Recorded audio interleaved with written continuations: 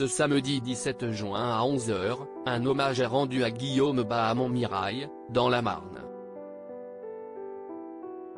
Pourquoi l'humoriste décédé à l'âge de 36 ans était-il si attaché à cette ville?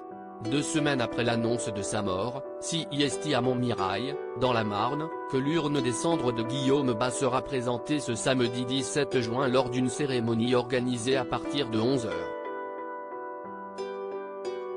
Son ami Jérémy Ferrari, ses proches, sa famille et de nombreux habitants de Montmirail sont attendus. Une large affiche en toile sera accrochée sur la façade de l'ancien collège, transformé en centre culturel. CIST là qu'il a fait ses débuts. C'est ici que tout a commencé pour lui et qu'il a fait ses débuts sur scène. C'est donc logique qu'un moment de recueillement avec son public et tous les gens qu'il aimait se passe à cet endroit. On est tous sensibles à son parcours, on était fiers de lui.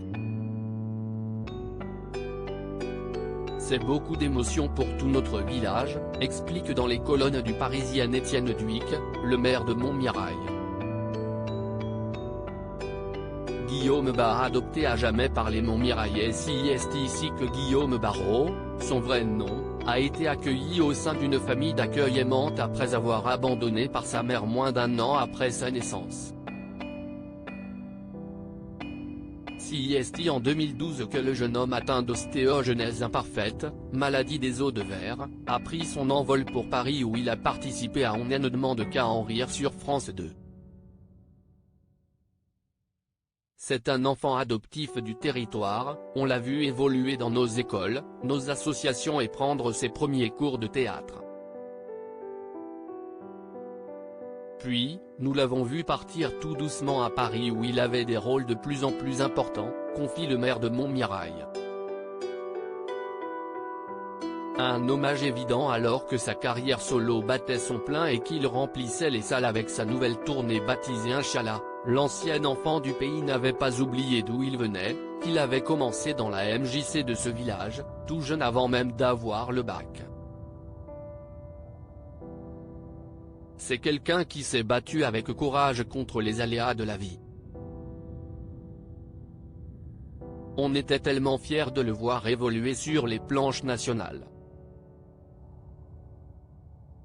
Et en même temps, il était resté très présent dans la vie locale de Montmirail.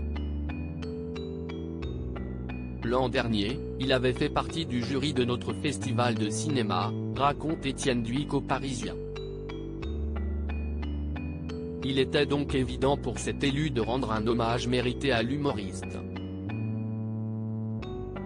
Article écrit en collaboration avec 6 Médias.